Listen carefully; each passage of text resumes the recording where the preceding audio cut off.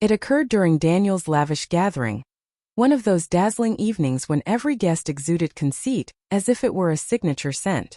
The melodies played softly, the illumination glowed in warm amber hues, and bursts of merriment flowed from each nook like effervescent bubbles from a flute. My former spouse, the woman who had once been my wife, positioned herself close to the grand piano, adorned in the crimson gown I had selected for her long ago. She appeared as a lure molded into flowing fabric. As the musicians transitioned to a languid tune, I approached her steadily. All I sought was a brief instance, a shared sway, a gentle contact, a subtle indication that I still held a place in her universe. I proffered my palm. She regarded it with disdain, as though I had presented something soiled and unworthy. "You lack the merit to lay a finger on me," she declared, her mouth scarcely moving to form the words. "The mere thought of your lips against mine fills me with revulsion." The chuckles erupted swiftly, Daniel's resonant guffaw leading the way, accompanied by the tittering of her select group of affluent sycophants concealed behind gleaming stemware. Laughter of that nature sears more intensely than any blaze. Yet I remained stationary. I refused to avert my gaze. I merely murmured in a subdued tone, "You may wish to savor this celebration, darling. It marks the final one you will ever orchestrate." That silenced their amusement abruptly. Our paths had crossed 8 years prior. At that time, I was in the process of resurrecting my enterprise following a devastating period. Endless evenings, minimal rest, excessive reliance on stimulants. She entered my existence like serenity descending after turmoil. In those days, she expressed admiration for my ambition. She claimed my gaze held a spark of intensity. I believed she desired to remain at my side amid that fervor. As it transpired, she merely sought to bask in its warmth until a more substantial inferno appeared.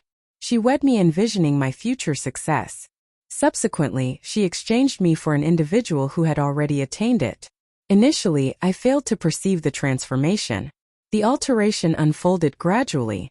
The prolonged absences that belonged to another. The device that perpetually rested screen down. The fragrance I had never purchased for her. Upon challenging her, she curved her lips into that soft yet cutting grin and asserted, "You are fabricating illusions."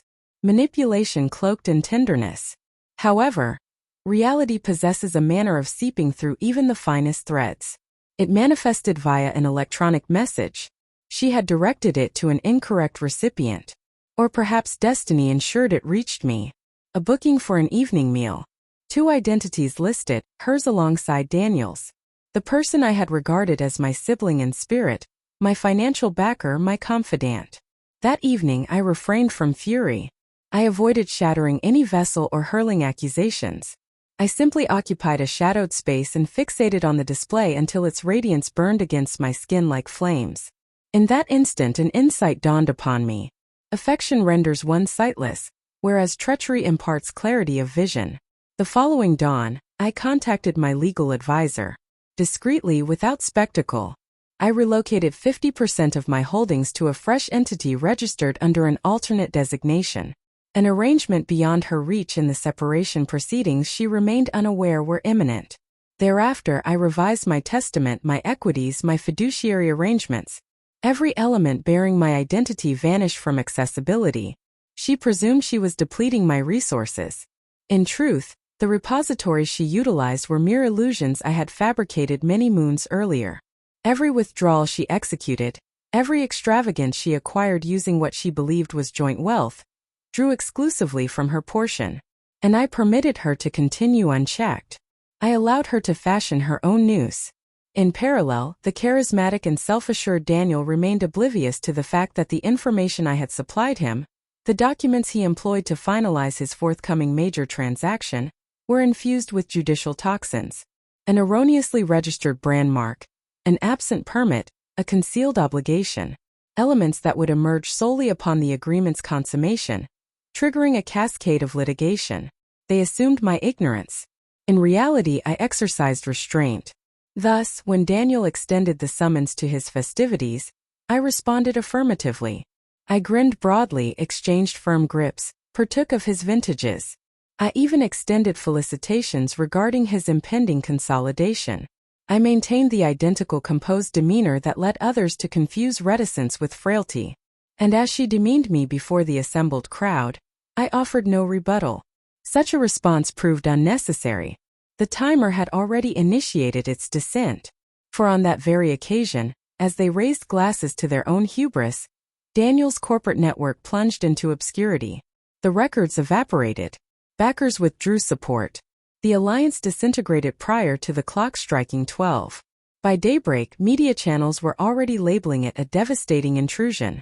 And her identity appeared across multiple records linked to his international holdings, courtesy of the electronic trails I had strategically placed in the preceding fortnights. She was not merely involved. She occupied a pivotal role. By the hour she roused in Daniel's lofty residence the subsequent day, he had vanished. His communication device inactive, his counsel unresponsive, his dominion fracturing, with her finances immobilized, summons from authorities arriving, and no replies to her pleas. I recall the precise juncture when she appeared at my workplace. Devoid of cosmetics, stripped of pretension, merely urgency enveloped in high-end attire. "I implore you," she breathed. "You possess the ability to rectify this. You alone can intervene." I reclined in my chair, examining her as if encountering an unfamiliar figure. For what reason would I mend an issue I did not create? Moisture gathered in her eyes, genuine droplets on this occasion. She extended her fingers toward mine. I allowed the contact briefly, permitted her to harbor the illusion for a fleeting moment that compassion lingered. Then I articulated, "Your assessment that evening was accurate. I am unfit to make contact with you, yet you are unfit to plead with me." She departed without protest. I observed her image diminishing in the reflective panel of the entrance. A specter of the partner I had once cherished profoundly. 6 months have elapsed since then. Daniel escaped beyond borders. She now resides in a modest dwelling in the city center where her visage draws no recognition. My authentic enterprise flourishes exceedingly. Observers comment that I appear unburdened nowadays. Perhaps that observation holds truth. Occasionally her phrase still echoes in my mind. "You lack the merit to lay a finger on me." The sting has dissipated entirely. It now serves as a recollection of the evening I ultimately comprehended the potency of restraint. For vengeance requires no volume. It refrains from outbursts or fracturing objects. It grins patiently, bides its time, and permits veracity to deliver the fatal strike. And within that grand hall, as the mirth subsided and their complexions grew ashen, I achieved not merely equilibrium but liberation.